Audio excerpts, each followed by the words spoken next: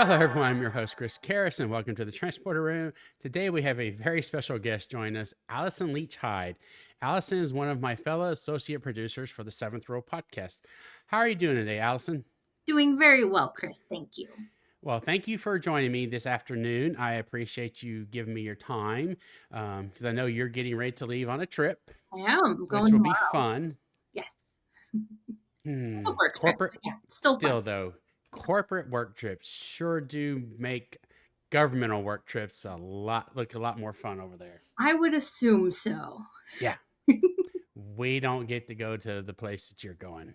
It's usually on the no fly list, some reason I like paying taxpayer dollars for that stuff. So, I don't know. But no, I just wanted to let you know I have really enjoyed getting to, it's been fun getting to work with you on the free for alls and the seventh rule. And, you and everybody just made it fun just to join when I joined in. And, it was hard at first because I'm like really green at that. And, and I'm like, I actually was just watching today. I was like, okay, I remember watching from my first one until where we're at today. I'm like, wow, that's a big difference. Oh And yeah. I remember recording my first one. It was for Next Generation, the Big Goodbye or the Long Goodbye. I think it's the big goodbye. The Big Goodbye. Thank you. I think And it is. I was like all heart palpitating like beforehand. I'm like, I don't know what I'm supposed to do. And of course, Brian tells us, this is how long you have and whatnot, makes it easy. But I'm like, oh my God, what do I do? So yeah, that's definitely a feeling I remember having and being like anxious and excited all at the same time. Because Mm-hmm. we're a great group of people who really love Star Trek. So that's a lot of fun. Exactly. And and you're like, what am I going to say? Am I going to say something wrong or stupid or what happens to me? And it's happened, I think at least twice now is I'm literally talking and I look at the group chat. And Yeah. I think I have that one. I don't know if that one's even aired or not yet, but I Mhm. literally just said that I'm done because I looked over the group chat and one of our members said something and I just completely lost my train of thought. It's like that I'm done. Oh yeah. And Well, it definitely can be a little distracting. oh, it is. And then they We're tried to having a do good it to time. me. Yeah. Oh, yeah. It is. And then after we talked about it after the fact, I was like, man, y'all, and we were just giving me a hard time. And then the next one, he was like, just be on the lookout. And so I knew, and Mhm. like I literally just kept my eyes over here on my notes until I was done talking, so I wouldn't lose my train of thought. Yeah, I definitely understand that. I gotta have my notes too, because Hmm. it's 45-minute episodes. Yeah, There's only so much we can talk about.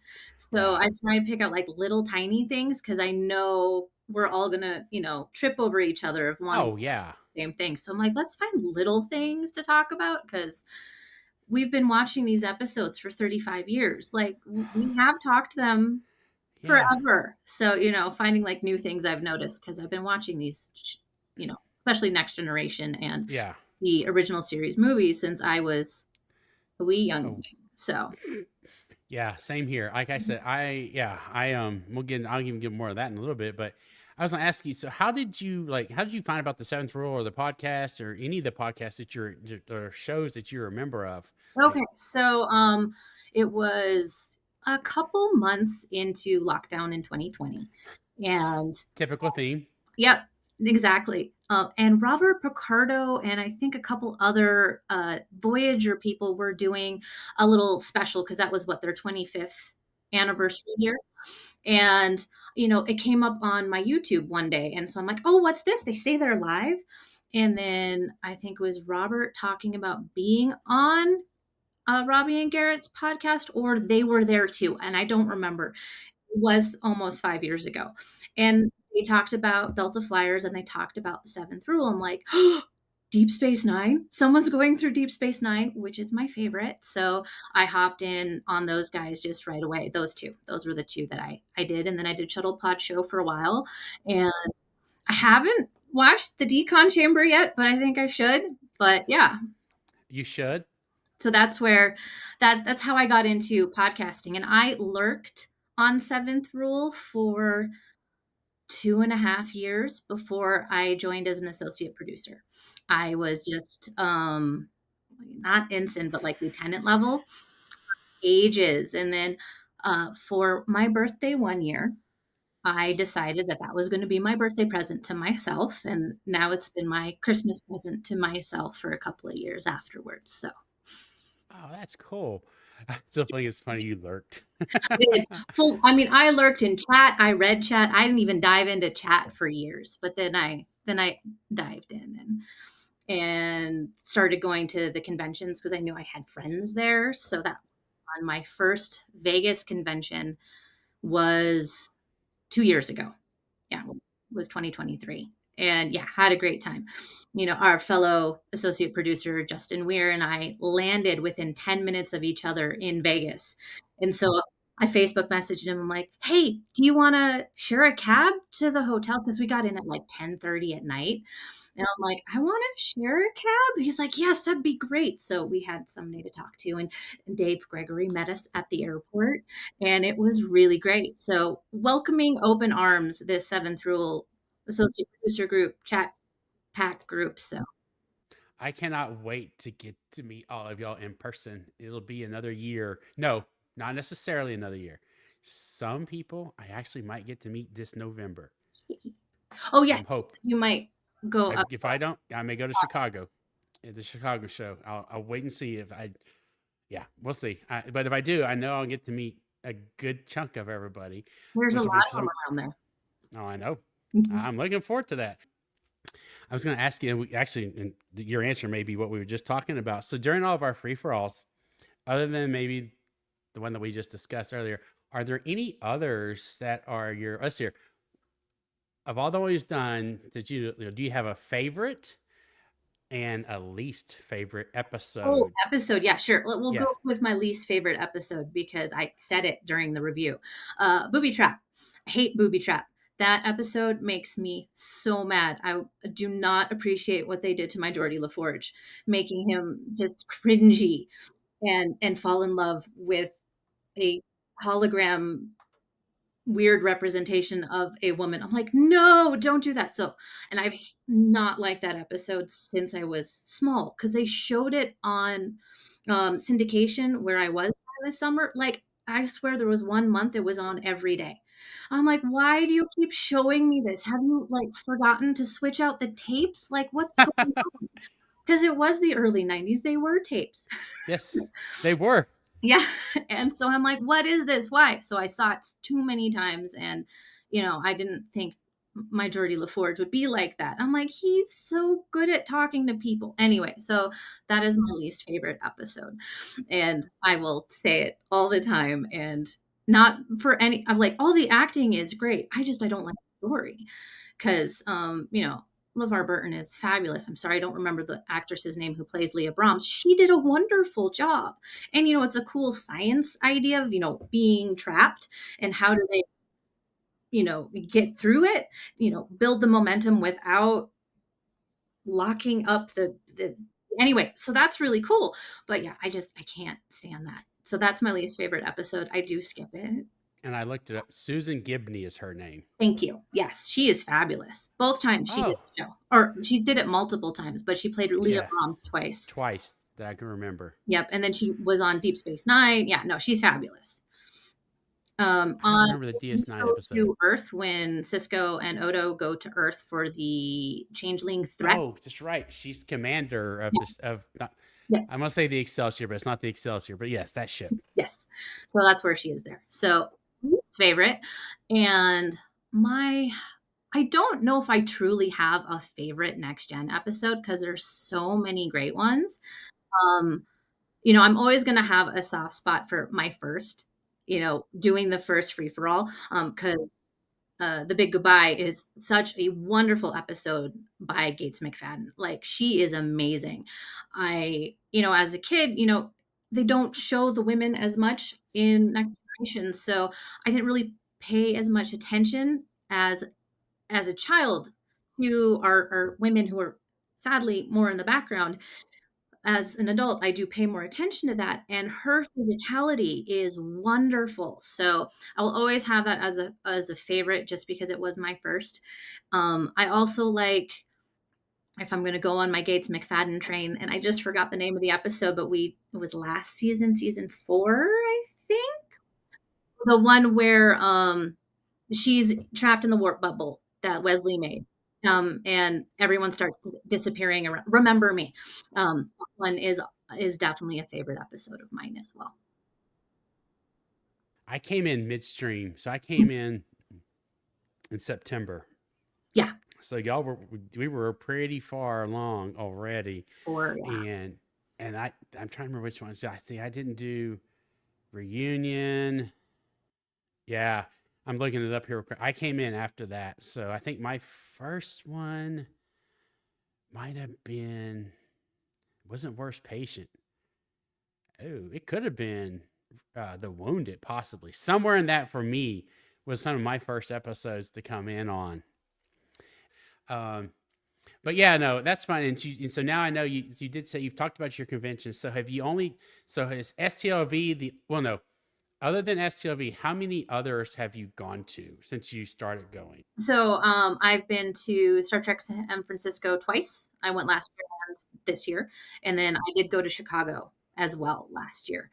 And um, of those, my favorite is probably San Francisco, just because of the hotel that we've been at both times is great. You know, there's not too much around it, so you're all kind of trapped there. So, and of course your rooms are so close. You can go up to your room if you need 15 minutes or whatever to, change, take a breather, not use the public restroom, whatever you want.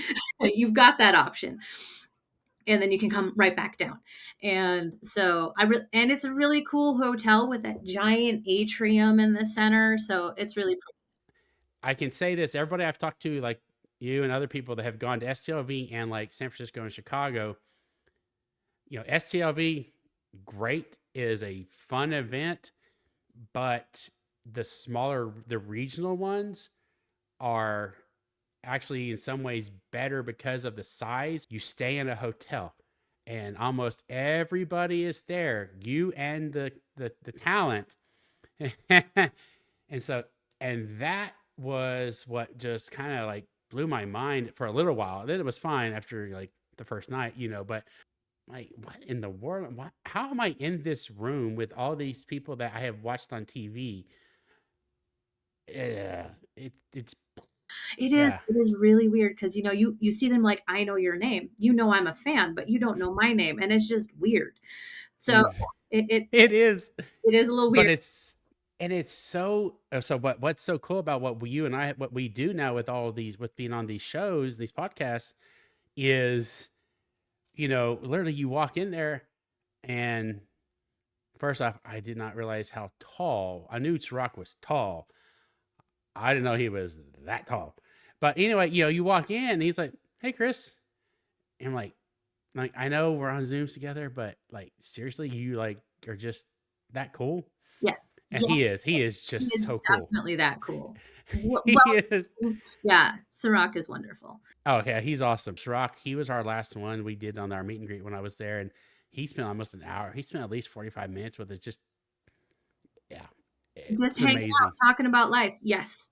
Yes, his life is a freaking amazing. Mhm. And so it was such a great experience. So, and I know, but that's what I've been told that yes, STLV, you won't have quite that level, especially at the autograph tables. Cause like you just got to go. Cause there's 25,000 people there or 30,000 people there. It's not that big, but it is big. I Yeah. don't know.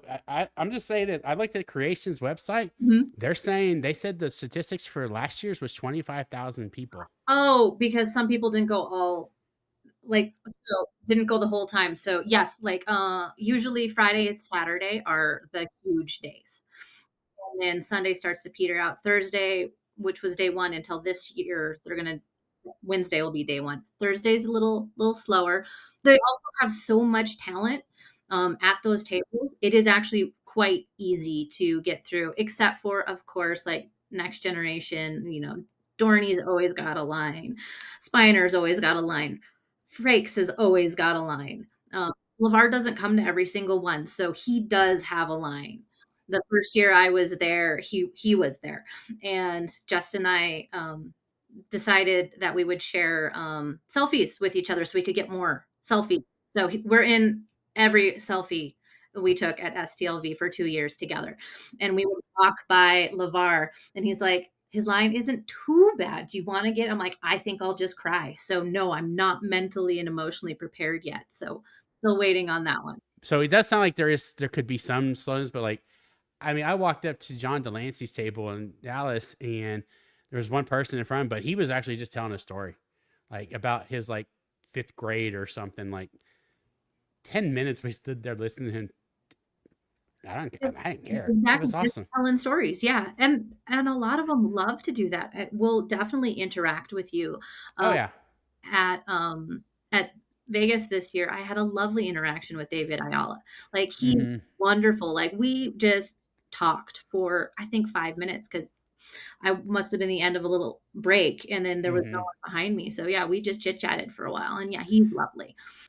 But now I need to get out of the fun convention talk and let's get into some of the a little bit more, I don't say too personal, but honestly, like what got you into Star Trek? Okay, so what got me into Star Trek is kind of funny. So I refused to nap as a kid. I didn't want to nap. I would crawl out of my bed or my crib and refuse to nap. So my mom would bribe me with laying down on the couch and watching Star Trek during the day. Like, this was my rest time. So I probably started with Next Generation and the original series movies. I don't I don't remember really watching the original series shows until I was a bit older, but Next Generation was my nap time. So Oh, that's that's how I funny. got into Star Trek. Because she's like, okay, you can come watch this, but you have to lay down. And so I would. And that's how I got into Next Generation. And then, I had friends in junior high, or I guess it was middle school. And when that finished, we had a watch party for All Good Things, like me and a bunch of my girlfriends, Really? little watch party. Yeah. And then I think we all watched the first episode of Voyager together. And I didn't get into Deep Space Nine until I was in high school, my freshman year of high school. And so that would have been right before season 5 came out of Deep Space Nine. I had seen one episode beforehand. I had seen Our Man Bashir, which I'm a huge Bond fan. That was probably my actual first fandom, which is hysterical because, again, this happened. I was like 2.5, 3, but that's another story. But so I'm like, oh my God, this is Star Trek James Bond. I thought it was so funny. So I'm watching this episode. I am, what house am I in? I'm 13 to 14 years old. And it's the scene where he's in the casino and we got the go-go dancers, hanging from the ceiling in the cages. And my grandmother comes into the room and she goes, "This is not appropriate for you." I'm like, "It's Star Trek. Of course it's appropriate for me. And it's your son who got me into James Bond before I was 3. So you can't tell me this isn't appropriate." So she thought that was funny. And so I'd seen that episode.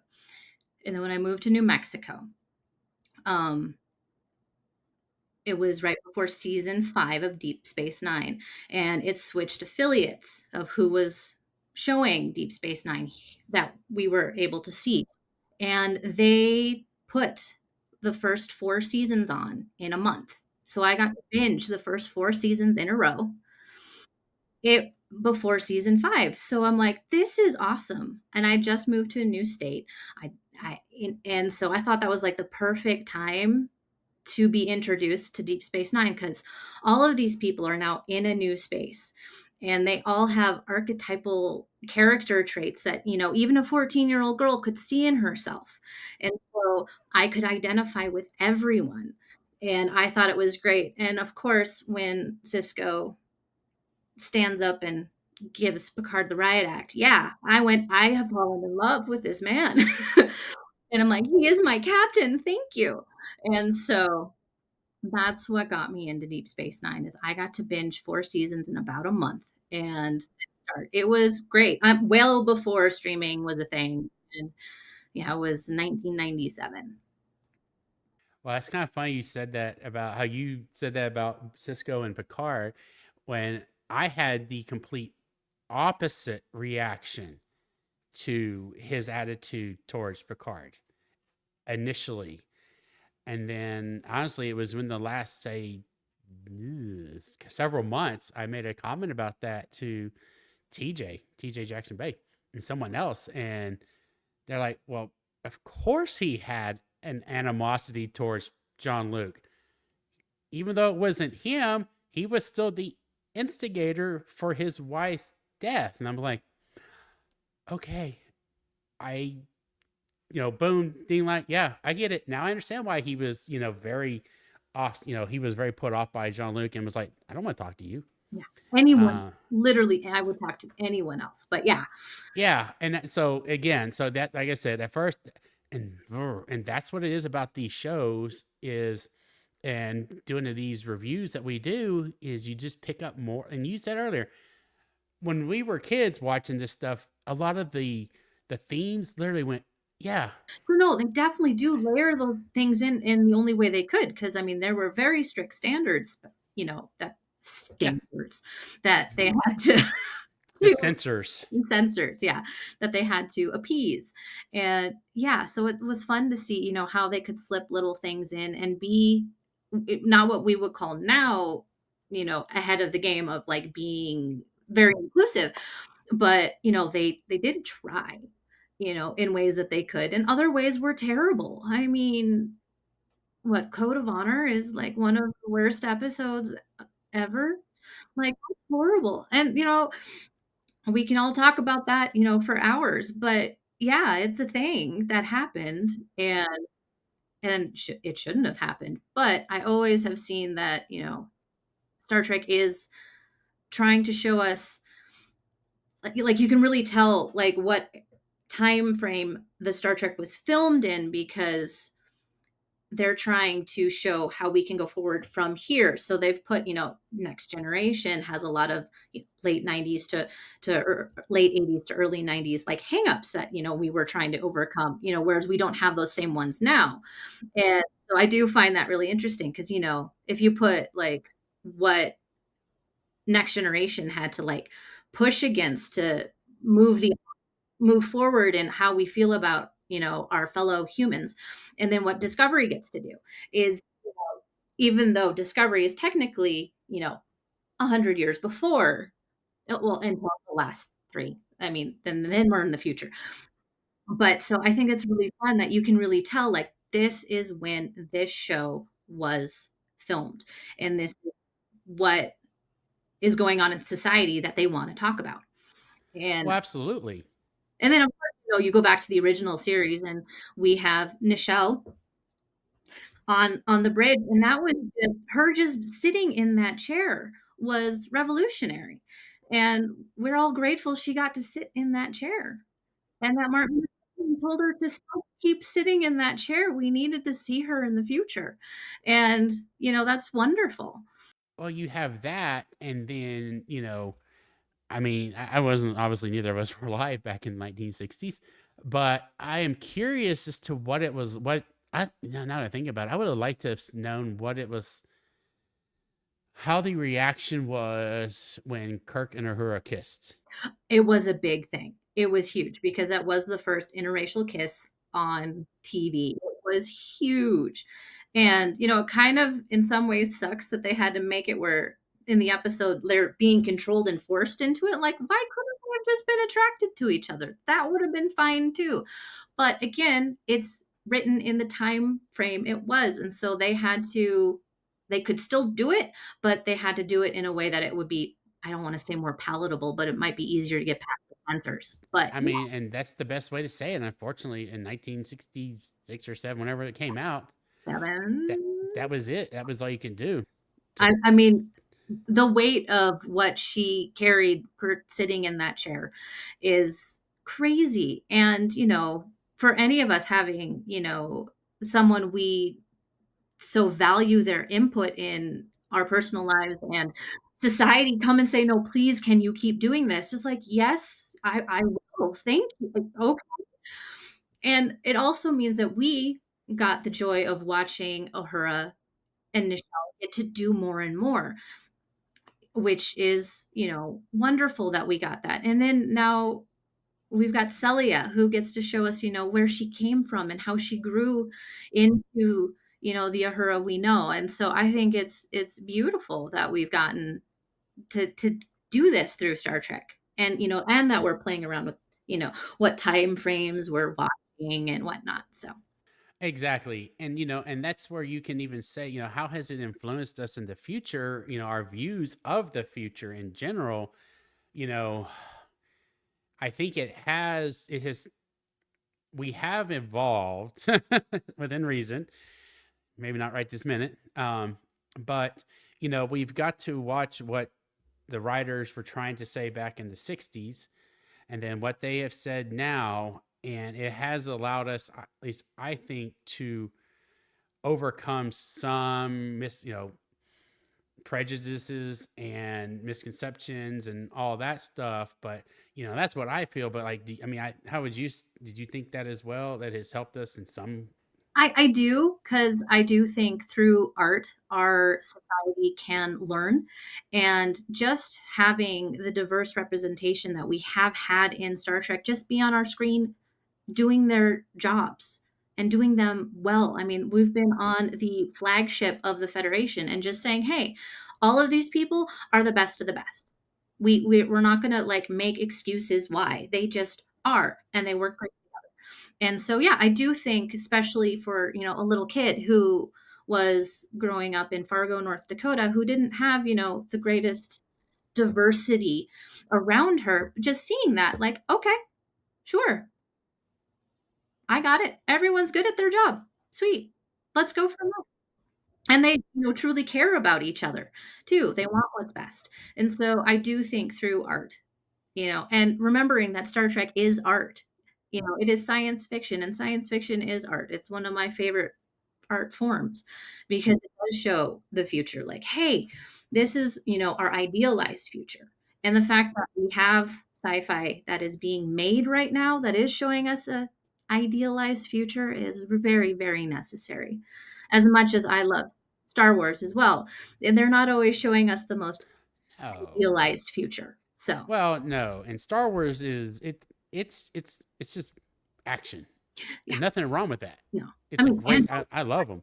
I mean, and I'm not one of those ones that everybody's like, oh, the you have to like seven, eight, and each other. that 7, 8, and 9 were horrible. I'm like, No, they what do weren't. you mean? Yeah, It was Star Wars. yeah. We Anyway, got more. Be happy. We and got more. and maybe I'm too forgiving. I don't know. I just it, I'm the same way. So, no, you're and it not. goes with Star Trek as well. I'm just no okay, except for 2009s. I Oh, have you I have have some. forgiven them, Okay. but I will be as honest as can be. When I walked out of the theater after seeing Star Trek 2009, I walked out of like, what the hell was that?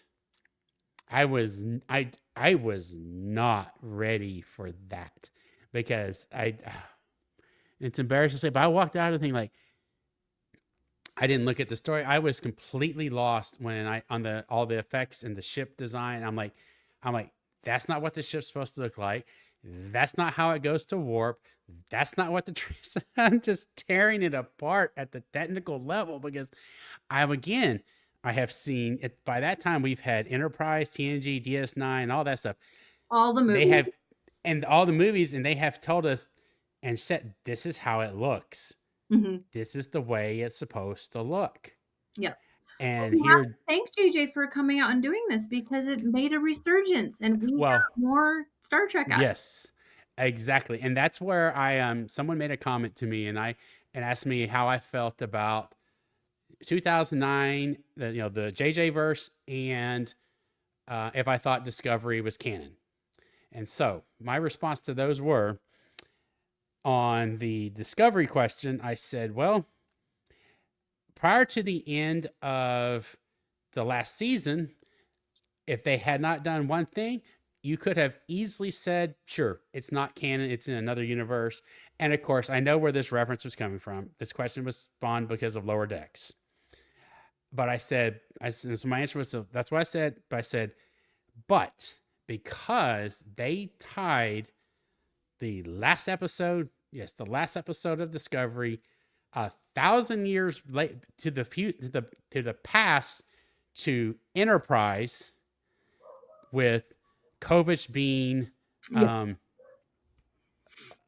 Daniels, Lieutenant Daniels. Yeah. Crewman Daniels. That's it. Oh, yeah. Done. It is Crewman, canon. Crewman He Daniels was a crewman. on Enterprise, and then there was a Lieutenant Daniels on First Contact, Next Generation. Okay, Kind yeah, of maybe playing that it's the same dude all the way. could have been. It could be fun. I mean, why not? He was time traveler basically, but so because they tied Daniels all the way back to the end of Discovery, it's done. Case closed. It is canon. Period. All And that then as has been on film or screen is canon. That's yeah, just how it is. Now, yeah, and we have then the as for Chosen Universe, which is, a divergent from our Prime, correct, and then, of course, yes, all the mirror stuff, but it doesn't mean it's not canon. It's just I know. yeah. And so I said, and then in regards to the JJ stuff, I was honest. I said I did not like them at first. Are they ones that I will have just sitting on my TV playing? No, but without them, we would not have gotten what we have today. We would not have gotten anything else. Because from Enterprise till 2009, it was a drought. So no matter how much we don't like, and they've grown on me, but still, that the diehard fans do not like them. Without them, we would not have. Mhm. We'd be done. You and I would not be discussing this right now. It's true. We wouldn't Period. be We here. would not be doing this. Yeah. I So wouldn't have a lot of my friends, which would be super sad. So I'm gonna be happy forever yeah. that we got those movies. Hmm. Exactly. And And they're so entertaining. Like, they're full popcorn action movies. Like, yeah, they're beautiful on the big screen. I mean, I always do without all the extra lens flare just because I have astigmatism, so it's a little hard to look through, but that's a personal problem I have. next question would be, and you may have already said this, but I don't remember now, but is there a memorable episode that just hits you like right there that has impacted you at all? So, I'm And doing there may be a bunch of them. a rewatch of Strange New Worlds, and I just did Ad Astra per Astra again, and that episode is probably one of my favorite episodes of Star Trek ever. It is wonderful. And, definitely have been known to ugly cry while watching that episode. So, I'll say that one like right off the bat for They knocked it out of the park with that one. I exact was not. Oh my god, that was a great episode. yes, Th- mm. wonderful episode. Do I have a soft spot for almost all of Deep Space Nine, and I have a hard time picking a favorite? Yeah, I can't. But will I always entertain if I want something like kind of like heartwarming and fun, like Take Me Out to the Hollow Suite is a great one to just like, I just need a little reset with my peeps, you know. And Oh, so I love it. fun I for mean, come on, you get to see Avery or Cisco that. Mhm. get so pissed at the Vulcans once again, and man, and then and it's I liked how they flipped it though, because he's just being a total jerk to Mhm. everybody, Yeah. and poor freaking I just felt Wrong. Rom. Yeah. No, Oh, and the best bit is Max is the one who actually played baseball. And so to make him look like he didn't know what to do, he had to play left-handed. okay, I didn't know that. Yeah. So That's too. it's wonderful. I'm like, Hmm. he's like, I'm the one who plays baseball. So they made him play left-handed for that. So it looked like he wasn't actually good at baseball. Hmm. And as a kid, I played a bunch of softball as a kid. So I'm like, we're playing a sport I play. This is great. Awesome. No, and actually, so I talked to him. I actually did this with had my interviewed Mai Mhm. recently, and she actually reversed a question on me, and it's one that I've always thought about asking, but I don't. But after her and I talked, I'm like, I need to start asking it, and is what does the prime directive mean to you? Like, do you think it's Oh, worth it? okay. And I was like, when she threw that back into me, I was like, oh, that's a tough one, but I will let you answer before I answer. So I do think that the prime directive makes sense Yep. because there are times in the development of a civilization that they're not ready to know that they're not the only ones. And if you don't know how they're gonna react with that information, yeah, that can be, you know, bad. So, and do we know if, like, what they're picking is, like, the right, like, tipping point? Like, yeah, no, they can talk, is warp drive really it? Or, where would that be?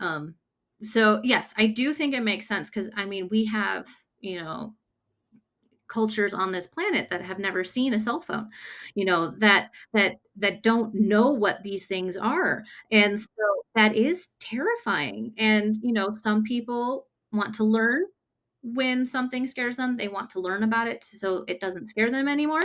And other people, other times they just want it gone, and how they choose for it to be gone is, up for them. Do they run away? Do they fight or flight? So being at a place where the people who you're talking to are maybe past that knee jerk reaction of fight or flight is probably a good idea. And that's how that was basically how I kind of answer as well as I do. I think you need it no matter what. I Mhm. feel like you have to have it because just like, and that's what I brought. I was like, what if you go, there's tribes, the Aborigines and tribes out there that have never seen, they would think everything we have is magic Mhm. completely. And you cannot take our technology, it doesn't matter if it's on this planet or some other planet, and can you imagine getting the Kazon? We're almost another good Yeah. aspect, you know, that's why they wanted replicator technology so bad, and they were willing to steal it. And Janeway, you know, even if it was for better or worse, she's like, once she realized what they would do with it, she could not. Well, they can't give that type of technology to someone that's not willing. It don't even have to be say you're not willing to do it, use it for good, but doesn't understand the ramifications of what could happen with a technology like that. So yeah, it Oh, and does we have its that problem of creating things that we don't know what the ramifications of are. And so, yeah, I mean, we created atomic bombs and hydrogen bombs and AI, and we're learning, about all of these things after the fact. And can we learn about it before the fact? I mean, maybe as someone from New Mexico, we lovingly say we bombed New Mexico first. There are places in this state you can't go to because the radiation's too high. So, there's only certain days you can go. Yeah. Yeah. White Sands National Park. There are certain days you cannot be there and yeah.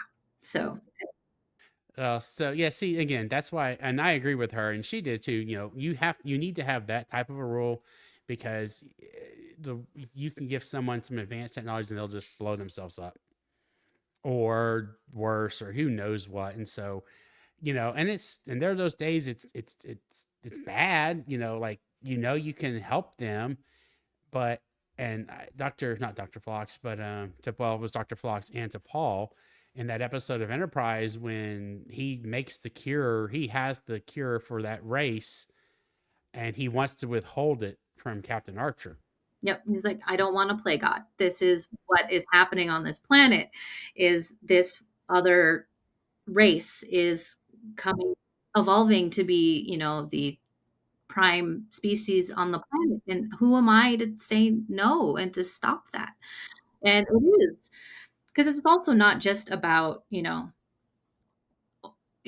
love to think that we would go out and do everything for good, but there's also people who are out there who have been out there and do stuff for bad, like, "Oh, look, here's a race that can't do what I do technological ways. Oh, look, I can go make them do stuff because I'm a god." So, yeah. So, yeah, having those rules in place, I do think are something that we would have to think about someday to go out into the stars. Well, Hopefully. and that's what I loved how to Paul threw that in his face. She's like, and it wasn't in a bad way. She was just surprisingly logical Vulcan, and she said, Vulcans have been on Earth for 100 years, for a century, and it just like clicked for him, and he's like, ah. And that's what I loved about Enterprise too, just the little nuggets we would get for all of us, fans have been watching it. Like when he says, "Well, I don't have a directive at the moment to tell me what to do, so I guess I'll have to be the one that figures that out." And Go uh, out into the muddy waters and try and figure out how to navigate. No, I Enterprise was the only one since I've been alive, that I did not watch on air. It came out when I was in college, and so I was off doing college, and so I watched it much later, when it was streaming on Netflix for the first time. My husband was the one who's like, "Have you watched Enterprise?" And he's not, a huge Star Trek fan. He likes it. But, it was something to stream, so he watched it. And I'm like, "No, I haven't. I don't know." He's like, "You love Star Trek. Why haven't you watched it?" I'm like, "Probably because it was the only Star Trek that I had that was new, and I hadn't watched it yet." So, and he's like, "Watch it." He's like, "It's good. Watch it." And it is. I love season 4. I am so sad that that show was taken at its prime when yeah, it was. the network was falling apart. It was so much fun.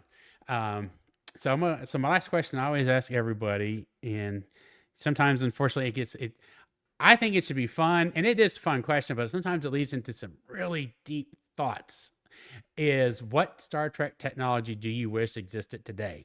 Oh, that would probably be replicators. For many reasons. One, they clean dishes. That's just a small thing, and they cook. So, but more importantly, it would solve a lot of problems on this planet. Could it make new ones? Of course, because they replicate whatever we tell them to replicate. But me wanting the best for or hoping for the best out of every human, or being I would ever come across, it could definitely fix some hunger and some resource issues that we have had a hard time with, that I think replicators would be great. The person who's always late would really also like transporters, but then I'd still be late. It would just I'd get there faster, but I'd still be late. So You'd be there right on time. maybe. That's my opinion. Maybe true. Well, and it was I think it was TJ and I were going back and forth on the transporters. And what about how much? Well, how much they don't cost? I said, well, I don't know. Do they even cost anything? Is it free society? So who knows? Maybe transporter credits. But yeah, I've always wanted transports for that exact reason, to be able to get from point A to point B. Well, and here I live in Texas, so everything's a long drive. Oh yeah. As You someone from know, North Dakota, I get that. yeah, Well, and New Mexico. Like, I yeah, mean, everything is super far. Yeah, I yeah. mean, I could It just, my family in North but Dakota without, mm-hmm, they're being on a plane for traveling for 8 exactly. hours or driving for 16. So, yeah. Oh, and you could have gone to STSF a couple weeks Like ago. that without driving. That's because I brought the whole family this time. I know. Well, and that's in. Of course, that was supposed to be the last question, but still. So I know you said you talked about your family, but real quick. So has the family, or other than you, how I know you said about your husband, but is the family Trekkies, or is it kind of limited more to It's Mama? mostly me. When my eldest was not even walking, so, right before he could walk, I was, home with him most of the time, and because I only work part-time, and I did a rewatch of Deep Space Nine because I think that's when it first hit Netflix. And because I'm like, I can have this on in the background with my baby. This is fine. And so every time the theme song came on, that kid would stop, pull up, and stare at the screen. And would do because he wanted to watch the asteroid go through, and then we'd fly around the station to the wonderful, horn music, and then when everybody showed back up, he'd go off and play. But every time the theme music came on, he'd come and watch. Um, with me now, rewatching for the free-for-alls, there definitely been some episodes that, they'll come and watch with me, because if I'm doing it like, Darmok, like, everyone watched that one with me. I'm like, "This one's so cool." So, one my best friend was over, and so he watched it. My husband watched it. My oldest watched it. When season 2 of Prodigy hit Netflix, my youngest came up to me. He's like, Mom, there's a Star Trek for me." I'm like, "Please watch it." I don't know if he watched it, but he did know it was Star Trek, that Mom loved it, and it was for him. So, it was at least in there. He's like, this one's for kids. I'm like, yes, and it's really good. You should watch it. So right now he's obsessed with dragons, so I don't think he's gotten the spaceship vibe yet. So hopefully he'll get that bug someday. He'll get that bug someday. It that's kind of how it was for me. My cousins or whatnot, and just uncles and whatnot. We'd watch it, and then it just stuck. Yep. So it just stuck. All right. Well, Allyson, thank you so much for giving me your time this afternoon. Thank you for the invite. This has been wonderful. It was fun. Anytime we can get to talk about Trek, it's always fun. Yes, it is. And I will see you here shortly. You have a good day. You too. Thanks. Bye.